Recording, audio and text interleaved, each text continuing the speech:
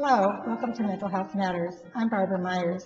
On today's show, we're going to be discussing the topic of psychiatric service dogs. And we have two people, human guests, and two guests who are service dogs to help us understand this topic. First, I'd like to introduce Dr. Veronica Morris. She has been partnered with a psychiatric service dog for 7 years. She recently obtained her PhD with the assistance of her now retired dog, Sabrina, and her current service dog, Ollivander. She is the program officer of the Psychiatric Service Dog Society, or PSDS, and she's the author of several articles on the PSDS website. Welcome, Veronica. Thank you for having me. Welcome, Ollivander. He says thank you as well. Okay, good. The next guest I'd like to introduce is Lyndon Gu. She has recently been partnered with her first service dog, which is a service dog in training.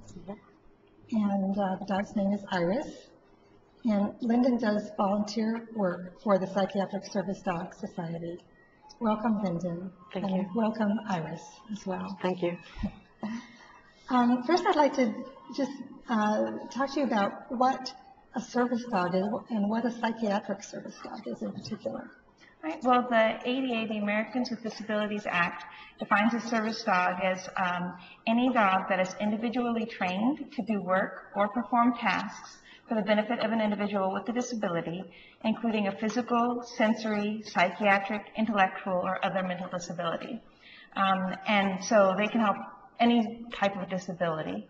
And a psychiatric service dog specifically is one that helps with psychiatric illnesses like bipolar disorder, post-traumatic stress disorder, schizophrenia, etc. I see. So can you tell us a little bit about your story, why you first got a psychiatric service dog, and what role that dog has played in your life? Sure. I was on what we call the medication merry-go-round.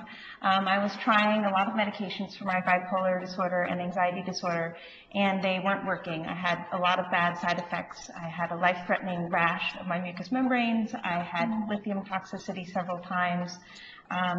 Just any bad side effect that you can imagine, that's what I got. And so my psychiatrist and I decided that it was time to try looking at other therapies. And at the time I had a pet dog named Sabrina who was able to alert me to my manic episodes and my anxiety attacks. So my psychiatrist suggested I train her as a psychiatric service dog, which I did. And I was able to reduce my medications quite significantly by using her as my service dog. And she retired about 2.5 years ago, and Ollie, my new service dog, has since taken up the job of working for me. Okay. It sounds like that dog was successful in enabling you to get your degree and get out of the house. And definitely. Yeah. Okay, good. Lyndon, I'd like to ask you how you came to get a service dog. Well, I was diagnosed with bipolar disorder in 2002, and I was in my late 30s, so it was a bit of a surprise. I also went on the med merry-go-round, like you did. I already had a diagnosis of PTSD, and I had heard about psychiatric service dogs on a mental illness discussion board. And my current dog at that point would not have been appropriate. He was dog aggressive. Eventually, I adopted a puppy dog from the shelter, and I was trying to train her as a psychiatric service dog, and she did not have the temperament for it, so I washed her out. And maybe 3 years after that, my symptoms got worse. I began hallucinating a lot more. My paranoia made it almost impossible for me to work and to leave the house. And I decided it was time to look at a psychiatric service dog once again because medication was not controlling it. Therefore, I rehomed my pet dog with the people at the doggy daycare where she was every day of the weekday, and they love her and she loves them. And I looked for Iris, and I actually used your article on the Psychiatric Service Dog Society website about how to look for a dog as a psychiatric service dog, what to look for, the temperament and such. And that's how I got Iris. What does Iris do in particular to help you with bipolar disorder or to help you with hallucinations? Primarily for bipolar disorder, she affects, I can't say, she's not an alert. She's not a medical alert. I would say medical response. She responds when I become manic.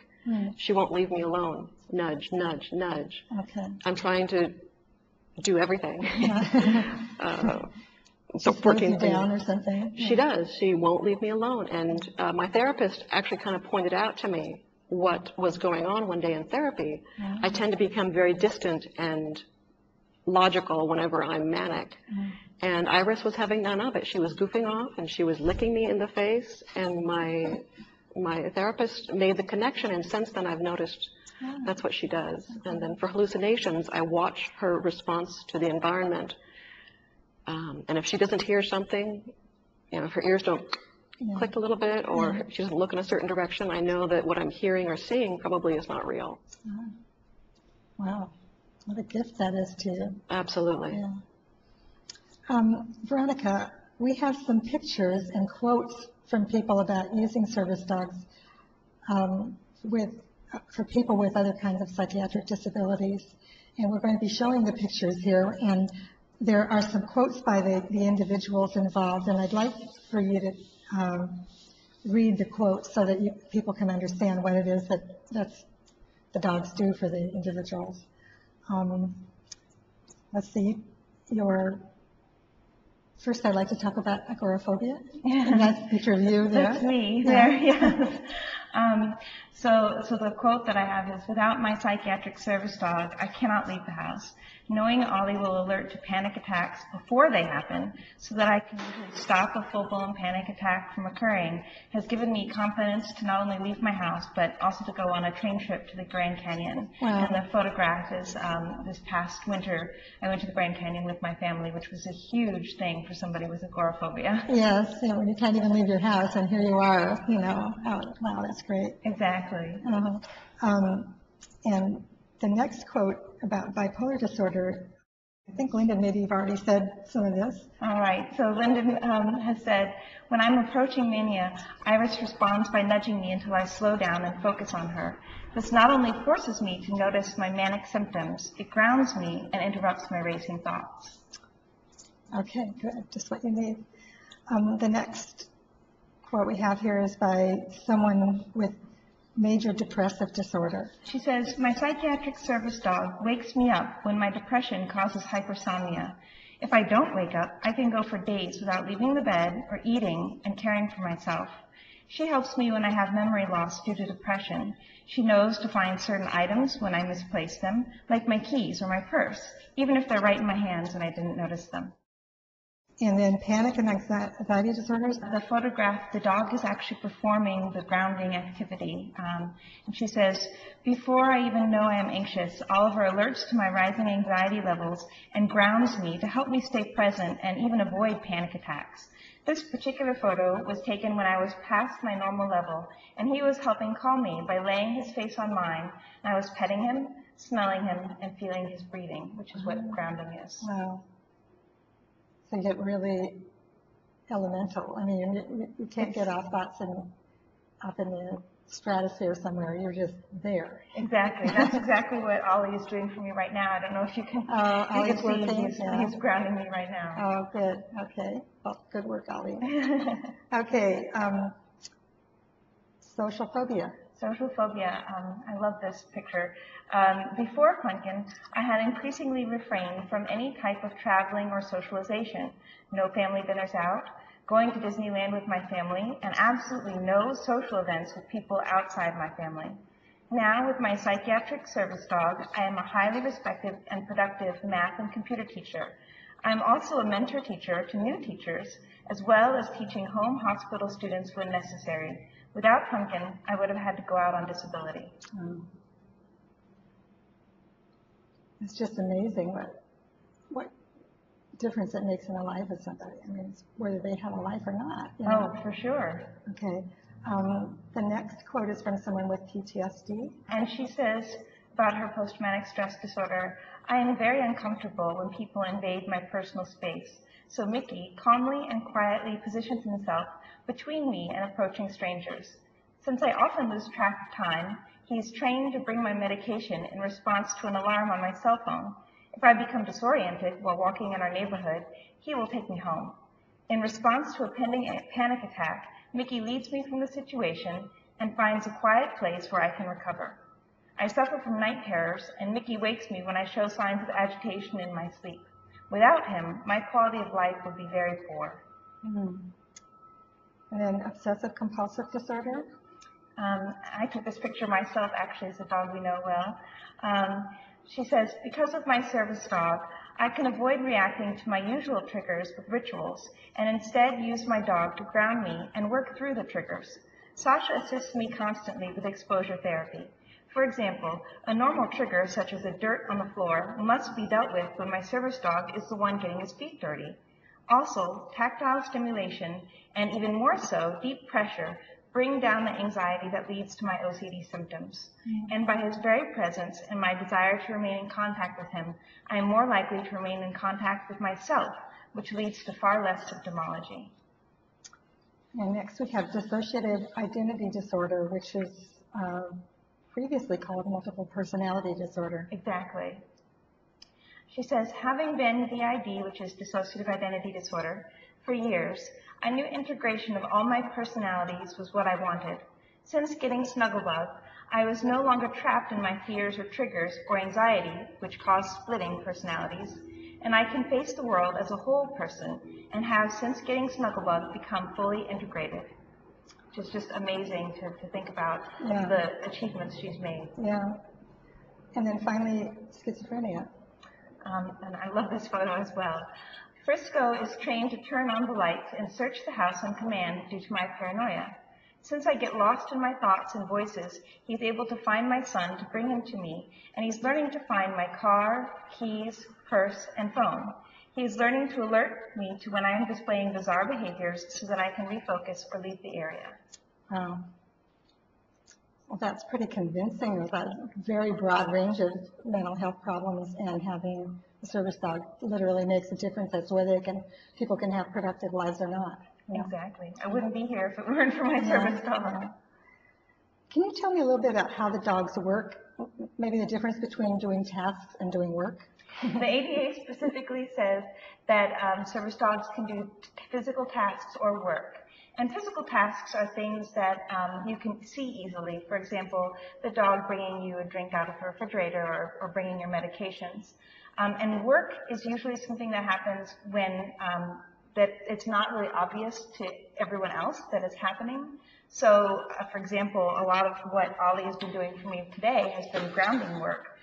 And you wouldn't know if I hadn't told you that he was actually, again, he's laying his head on me and grounding me.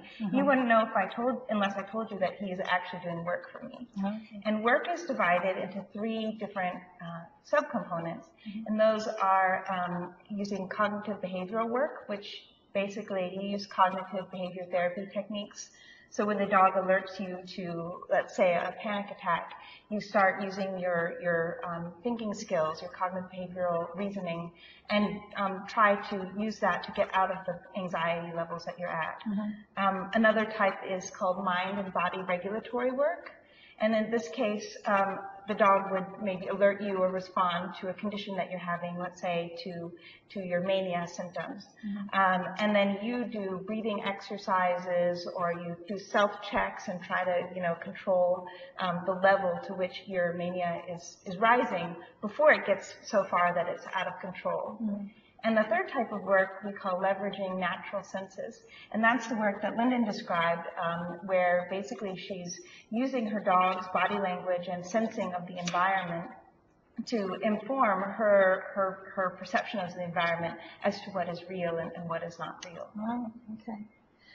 So what do you look for when acquiring a service dog? I know you said that you tried a couple that were not appropriate. So what is it that someone would look for in a service dog? Something we call a solid temperament, not too confident, not unconfident. Friendly, at least safe with the public, basically, is how I think of a good temperament. For example, Iris, we were at a store not too long ago, and a little girl ran up, smacked Iris on the rear, and ran away. And Iris just looked at her and like, oh, huh. And it just kind of gave an example of her temperament, that she didn't try to bite the child, she didn't startle. She was solid, and she was just kind of took it in stride. So that's kind of an example of what a good temperament might show in real life. Now, who trains service dogs? Do you train them yourself, or does somebody else train them? They can be trained in a variety of ways. You can get them trained from a program, which does all the training for you and places the dog with you. But both of our dogs are what we call owner trained, which means that we've done the training ourselves. And we actually have, we both share a trainer who trains us how to train the dog. Oh, okay, I see. Oh, that's interesting. And how long does it take to get a dog trained? I know your dog is Iris is in training, so it must be midway in that pathway. For her, it's taking a longer time because I'm not that good of a trainer. Oh. But I hope to graduate her soon, and she's 3, and we've been doing this since 2009. Almost 2 years I've been training her. Oh, okay. That's actually, we say usually it takes 1 to 2 years to train. It took 2 years to train Ollie as well. So is there some certain set of tasks that they test them on or something to say that they're officially trained? Or? Well, certification or tests are not required according to the Americans with Disabilities Act, but I have chosen, and I believe Lyndon is choosing to do this as well, to take what's called a public access test, which is basically a manners test when you go out in public with your service dog and you have a trainer grade you on how well your dog does things like ignore food that's dropped and doesn't sniff in the grocery section and doesn't try to greet people inappropriately. And there are lots of videos on YouTube that you can search for and find videos of dogs doing that. I guess in your case, they have special training with you because they're working with you, But I was wondering if it was a dog that was trained by someone else, it would seem that they would have to have training with the particular person so that they would know what to pick up on if the person is anxious and what to do. I think that the bond that grows is what will take care of that. Many dogs don't become alert dogs. That's kind of a very special category, I think. Most dogs, I think, are more a medical response. Medical alert is when they let you know before it happens, and that's actually pretty special. But, for example, Iris, when I got her, she was 15 months old, and 3 weeks after I got her, she began awakening me from nightmares. So our bond started, and... So she knew when you were having nightmares? Yes, I'm not certain. They could pick up on that. I'm not certain what exactly what she was picking up on, but it was something, and it was very consistent. Very useful. Yes, I can see that. Wow. But I think even with adult dogs, with program dogs, with someone is partnered with, the bond that grows, I think, will enable the person to do some of that disability training, disability mitigation training. Do service dogs ever get to be just a dog? Yes, they definitely have fun. Definitely do. Good. When Ollie's vest comes off, he wears a vest to remind him that he's working, or a bandana. And when it comes off, he's just like any other normal dog. He chases squirrels in the yard. He wants to play with his friend Iris. And he loves to go swimming and fetch balls from the water. I know you do a lot with Iris as well. The way I look at it is it's my responsibility to make sure all of her needs are met so that she and I can work well together. She needs a lot of exercise. So I throw the ball for her for a half an hour in the morning. We go for long walks. She likes to go to the beach. We go on outings with her friend Ollie. We do all kinds of stuff. Good. Training. She gets a lot of naps too. She needs a lot of downtime. I'd like to talk about service dog etiquette. And I found this list. I think it was on your website or some other website that was similar to yours. But I'll just go down the list here. Do not touch a dog without the permission of the human partner. Do not distract the dog with noises, food, or attempts to pet it. Talk to the person, not to the dog. Do not ask the person what their disability is. In fact, that's legal. You can't ask. Compliments about a service dog are usually welcome. Very welcome. Don't be offended if the partner doesn't want to chat about their service dog or about their disability. I would assume that might be problematic to having to explain yourself, 24 hours a day, whenever you're going away with your dog, If you have a dog, don't let it approach, play with, or bark at the service dog. And tell partners that might be visually impaired where your dog is in relation to them, so that if the person who has the dog is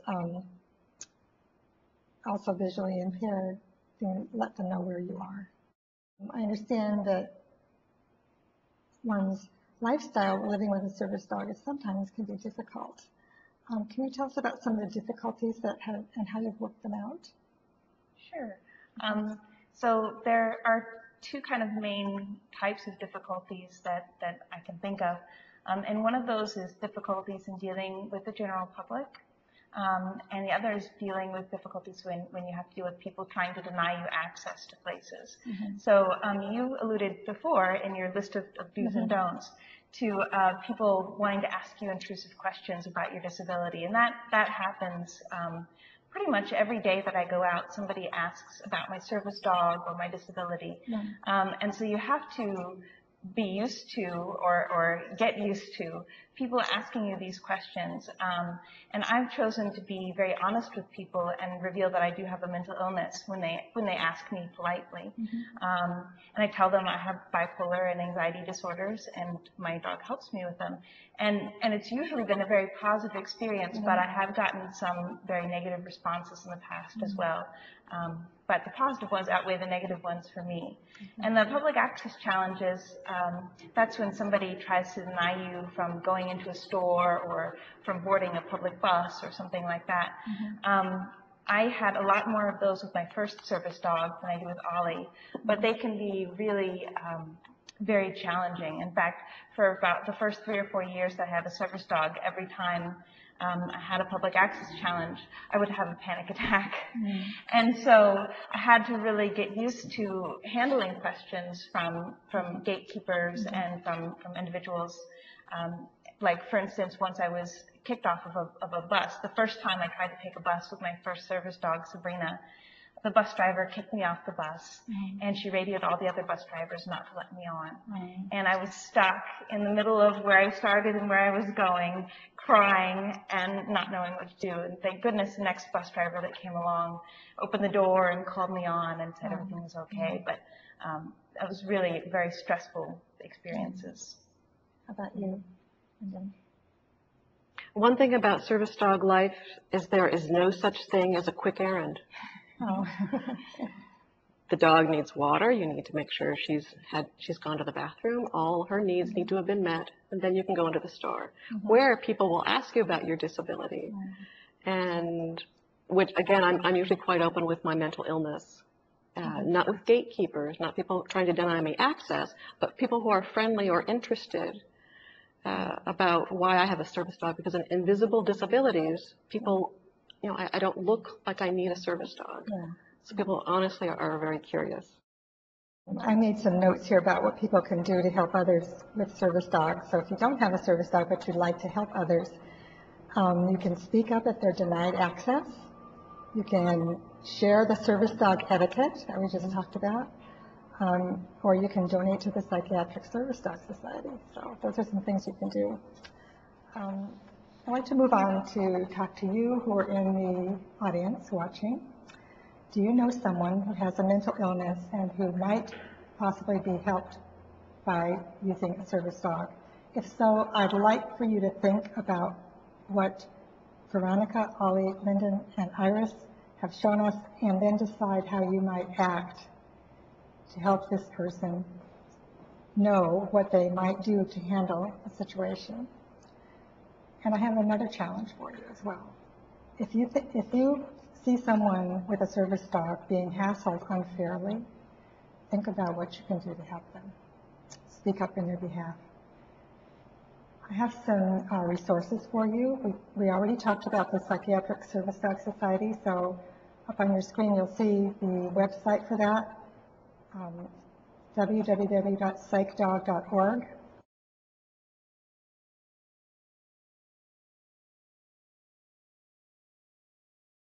If you would like information about the American with Disabilities Act and how that might help people with service dogs, there's a phone number, 1-800-514-0301, and ada.gov on the web. And then finally, if you're interested and have questions about training, or you want to get some support with training, there's a woman named Nancy Frensley, and you can contact her through www.berkeleyhumane.org.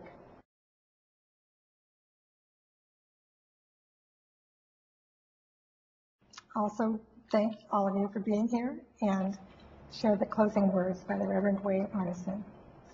Take courage, friends. The way is often hard, the path is never clear, and the stakes are very high. Take courage, for deep down there is another truth. You are not alone.